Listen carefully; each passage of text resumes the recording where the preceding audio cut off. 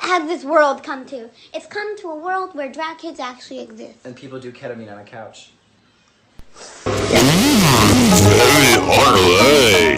That you would typically associate with something positive, but certainly some people have become rather fanatic about it. This is true, yeah. In our culture where we're increasingly moving away from these mainstream institutions like traditional church and government and healthcare, we're losing our trust in some of these institutions that are supposed to provide us with support, community connection.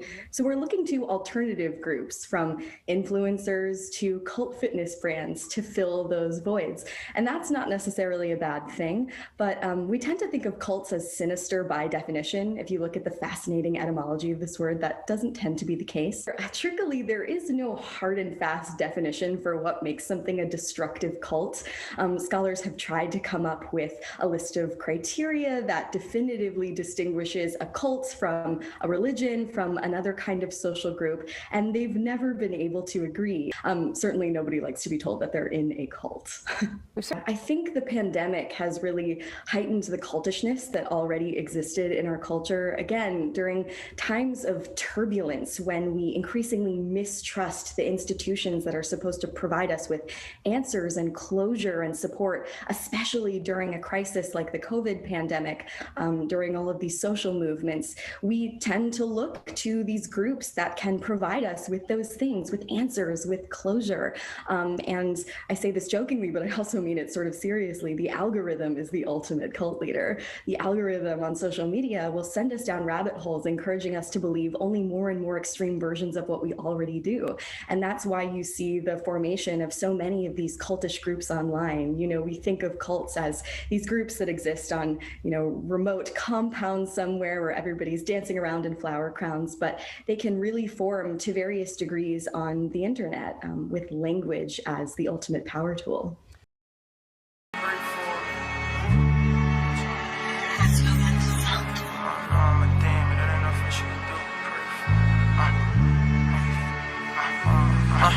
Mama, I know I'm a demon. It ain't nothing she could do but pray for me.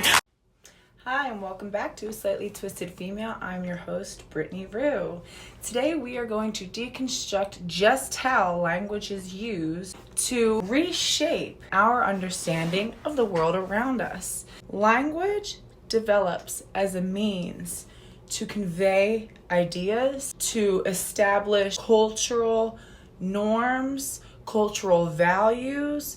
For example, if you take any sort of anthropology class, one thing you'll look at is familial naming structures. So in certain traditional South American cultures, all of the women in one generation, for example, all the women in my mother's generation, all of her sisters, all of my father's sisters, are all called mom, mother, because they are all seen as equally important to all of the children. That's a culture that has a strong emphasis on extended family ties. That all the women have an equal stake to the children, and same thing with fathers. For example, in Korean, we have the word love to signify both romantic love, filial love, love for your brother, love for your children. In Spanish, there is quiero, I love you. Te amo, I love you. Te amo is more of like a romantic love. Te quiero is like I care for you. And in Korean, there is many different types of love. Jung, which is a love that is established over time. You can't just say what you have with a new boyfriend or a new girlfriend is the same love that you've had with a partner across a lifetime. You achieve young.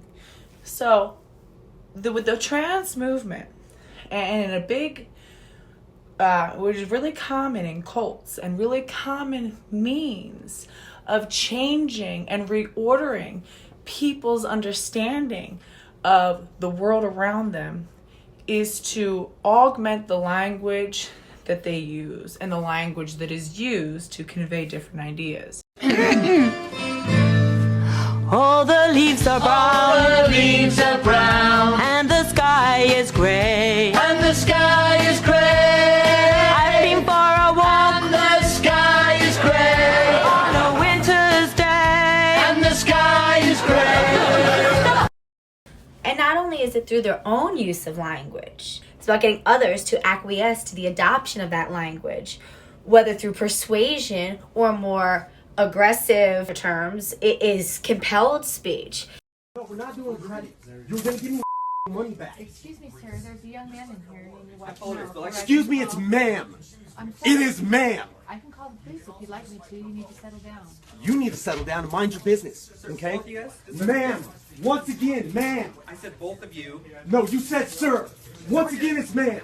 I actually said both of you guys. It was general. Right beforehand, you said sir. Sir? Okay. Take it outside. If you want to call me sir again, I will show you, sir. I apologize. I apologize now. I need your corporate number because I'm going to call them and talk about how I was misgendered several times in this store. I apologize for that. I need your corporate number now. I can get it for you. Feels like that's not a problem. Get it for me now. I can do that. I'm going to ask you to calm down and stop cussing. Give me your Stop corporate hitting number. bitch run property. Well, I'm going to ask you for the 5th time to stop calling me a man because quite clearly I am not. And I apologize. I'm sorry for that, ma'am. I will get you that number. Is that okay? Yes, I'm get it just for me asking now. you- I'm asking you to stop Get it cussing. for me now. I'm not cussing. I'm not cussing. Okay. Get me the damn number now, please. Okay. Ooh! Ma'am, I apologize. Ooh! I apologize, ma'am. I will get you that number right now. No, you're just going to keep your gums. You're just going to keep your gums and disrespecting trans people in this store, which I plan on telling the entire LGBTQ community. You're going to lose money over this.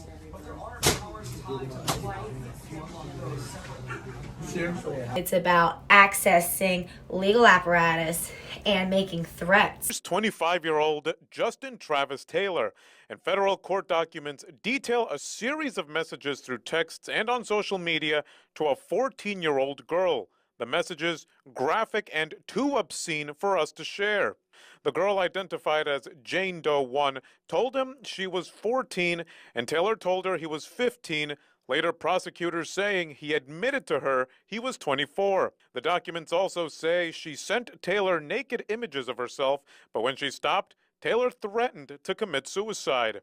Hey guys, Dwayne here. Today I want to talk a little bit about fear tactics that are used by narcissists and how it impacts us and what we can do about it. So in this video I want to talk a little bit about how they use fear against us to get what they want. The way that people use pronouns is going to produce a positive effect. Because are you aware that there is a trans boy who killed himself in psychiatric care recently because he was continuously being misgendered by his care workers? And that is my precise problem. And there have been multiple recorded instances of trans people killing themselves because they are not being integrated into society. They're afraid of God. What they're not afraid of is making you think that they're dying. What am I talking about?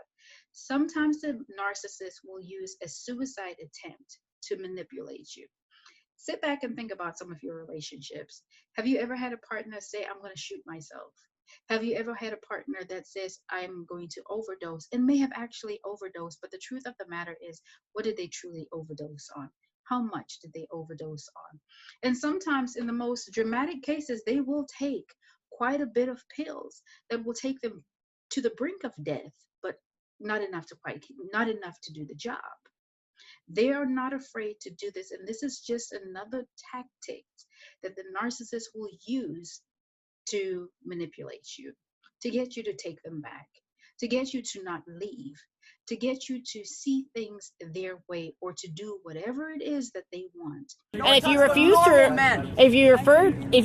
to refer to us by our pronouns, which is not allowed to ask, singular they pronouns go all the way back to Shakespeare. It's not a new thing. If you refuse to let us integrate ourselves into society, you create alienation that results in suicide. We are in a suicide epidemic right now. What are you contributing to this as a psychologist? Man, you're almost impossible to talk to.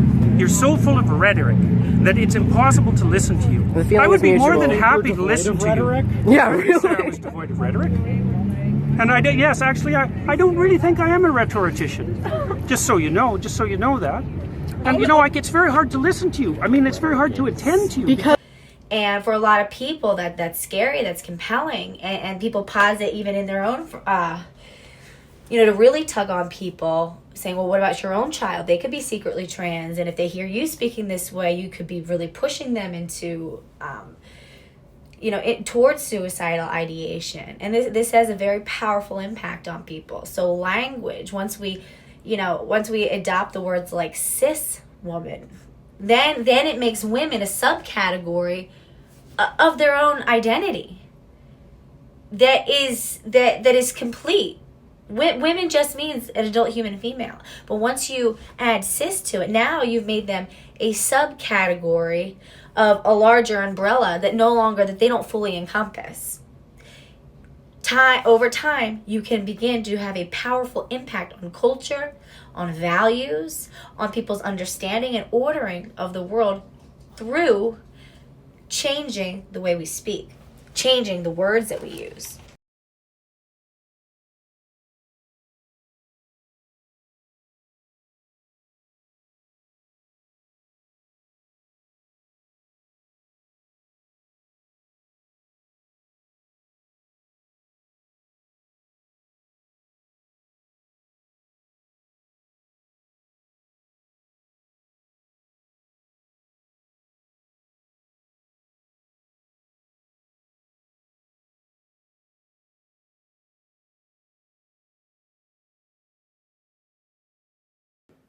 Can even tell you what these words mean. It's like, what is a woman? Well, can you tell me what a woman is? No, I can't. Because it's not for me to say. Womanhood looks different for everybody. What do you define a woman as? An adult human female. I have answered the question. You stood up here and said trans women are women. Yes. Tell me what you mean. What is a woman? Womanhood is something that, just as Ethan explained, I cannot define because I am not but myself. You used the word, so what did you mean when you said trans women are women if you don't know what it means? Right? So here's the thing. So I do not define what a woman is because I do not identify as a woman. Womanhood is something that is an umbrella term. It includes people who... That describes what? People who identify as a woman. Identify as what? As a woman. Why is it important for educators to teach about gender identity, gender presentation, and pronouns? Why do you think that's important? Because there is a difference. There is biological sex, and a lot of times people are conflating sex and gender. So there's biological sex, and then there's gender, and that's a social construct in the sense that just because you're born biologically a female doesn't mean you automatically want to vacuum, for instance, which is usually a feminine activity or conflated that way. International Pronouns Day. I'm a non-binary elementary school teacher, so here's how I talk to my students about pronouns and such. Hi, my name is Mix K. It's mix. So kind of like cookie mix or mixing bowl, that sort of thing. That's how it's pronounced. That is my name. That is the name that I'm comfortable with. It is the name that makes me happy, and I would like it if you referred to me as such. See, I'm not a Mr. or a Miss, so I go by Mix because that's what makes me happy. Now, you have a name that you like to be called other than the name that's on the paper, right? It's the same thing for me. I have a name that I prefer to be called, and that's the one that you're going to use for me, okay? Now, I don't consider myself to be a boy or a girl. I just see myself as a person. So that's why I go by Mix. So I'm actually non-binary. I'm not really comfortable with feminine terms being used for me. If you can find some alternatives, that would be great. My pronouns are they, them, and she, her. Thank you so much for asking. What are yours? Talking about gender is not something that's out of the realm for children. Honestly, the most understanding people when it comes to my identity have been the students that I work with.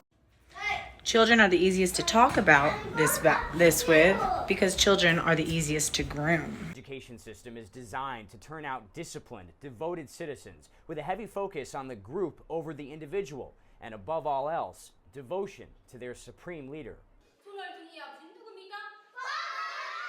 If they didn't look so young, you might not believe they're first graders. Okay, so during third period, we have announcements and they do the Pledge of Allegiance. By the time they reach elementary school, Pyongyang students have typically learned their country's most sacred lesson. I always tell my class, stand if you feel like it, don't stand if you feel like it, say the words if you want, don't have to say the words. So my class decided to stand but not say the words. Totally fine. Shedding the individualism of youth for the collectivism of North Korean society, and most importantly, loyalty to the leader. Except for the fact that my room does not have a flag. It used to be there, but I took it down during COVID because it made me uncomfortable. And I packed it away and I don't know where, and I haven't found it yet. What do you want to be when you grow up? I'd like to be a journalist, she says, so I can spread the greatness of the Marshal Kim Jong-un throughout the world. But my kid today goes, hey, it's kind of weird that we just stand and then, we say it to nothing. And I'm like, oh, well, I gotta find it. Like, I'm working on it. I got you. You'll find the same photos of the late leaders in every classroom and every home. In the meantime, I tell this kid, we do have a flag. An understanding that that these things aren't set in stone. Gender. She began by saying that my view is extreme. Okay, so the view that every single person on Earth has held up until 15 seconds ago is extreme, and the view that almost everyone does right now still hold is extreme, apparently, according to her. But there is this they are conflating gender and sex, because on one hand they say, well, you got your biological sex, but then your gender is whatever social construct. But then they turn around and say that trans women are women. So a man who identifies with the gender, the social construct of womanhood, actually is a woman. So of course, when logic inevitably fails, then they just resort to threats of physical violence. Have you ever been punched in your motherfucking face?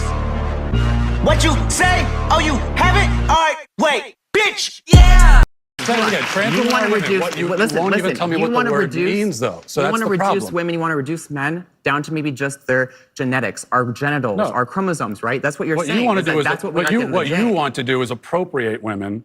You want to appropriate womanhood. Okay. And turn it into basically a costume that could be worn.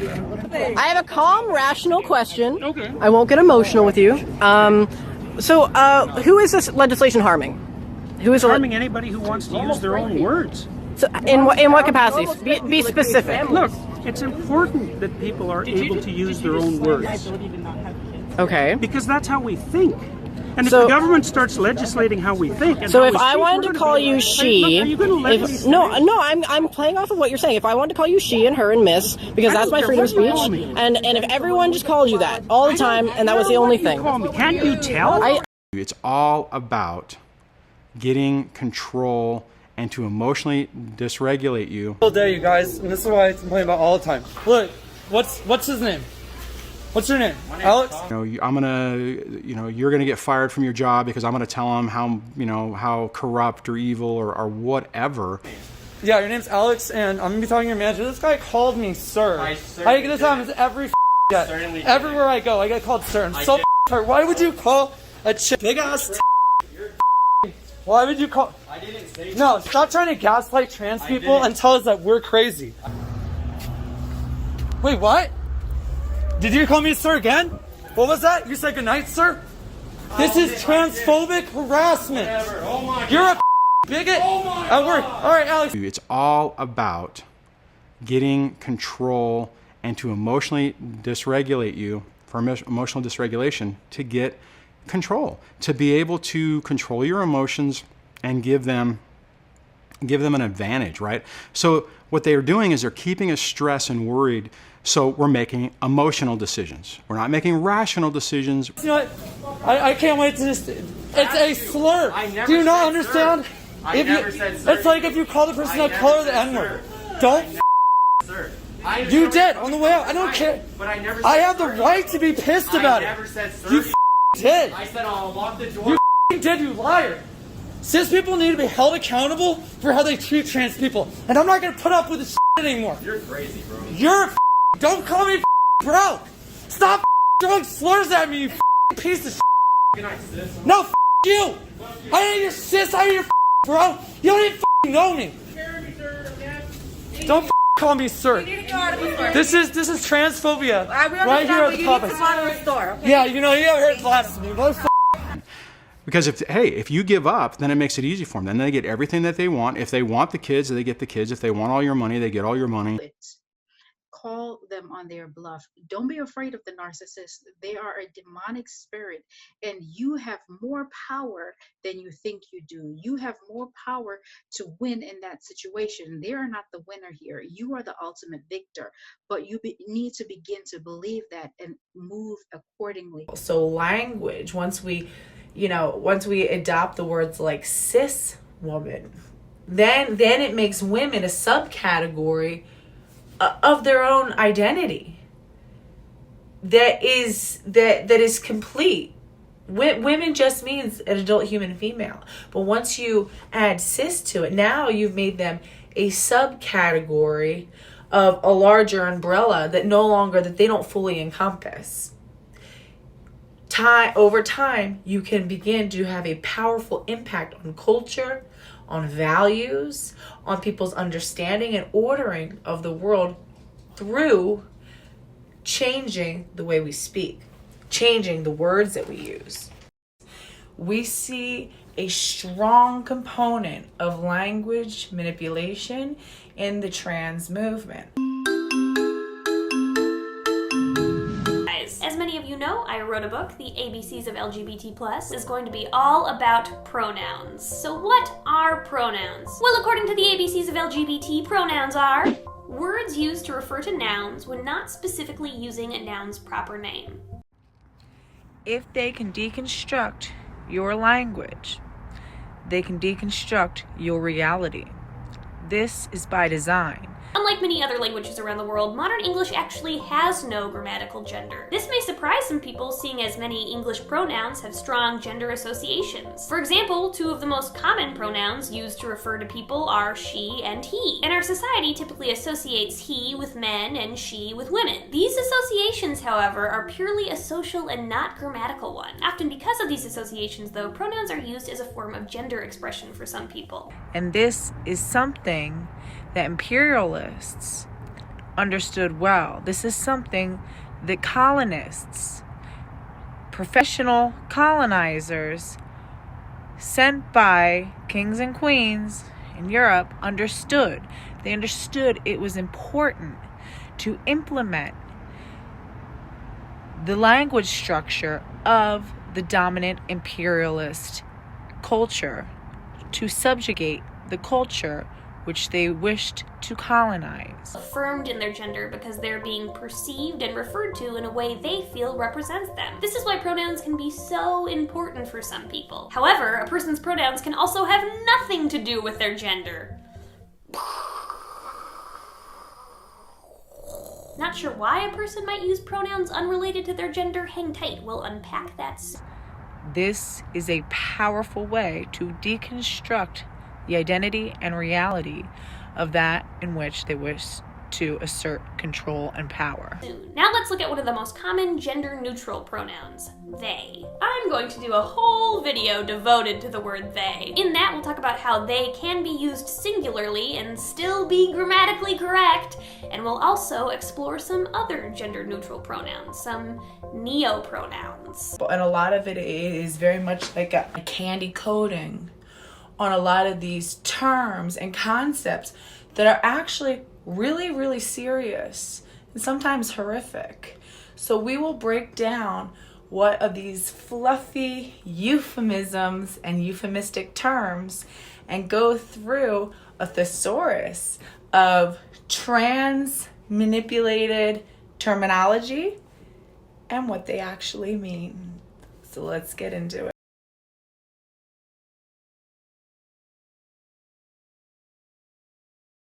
We are one by one allowing our words to disappear. I frequently see women who are supposed to be courageous and brave use words of our oppressor, use words of transgenderism, use the words of the pornified AGPs.